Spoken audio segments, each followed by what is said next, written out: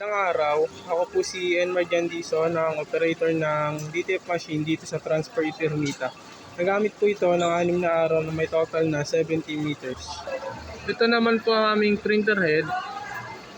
At ito naman po ang aming capping na may 95% good condition pa. Head clean.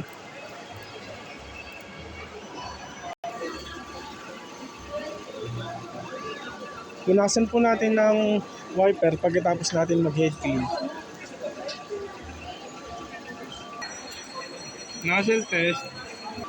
Ito po ang aking nozzle test. Okay naman po. Ang ink system naman po namin ay tama lang ang level. At ito naman po ang aking waste tank na nakapalit ko lang kanina. Ito naman po ang aming ABR. At ito naman po ang mga stock ko ng in-use. At ito naman po ang mga stock ko ng unused. Ito naman po ang stock ko ng DTF film. At ito naman po ang mga nagamit kong CMYK.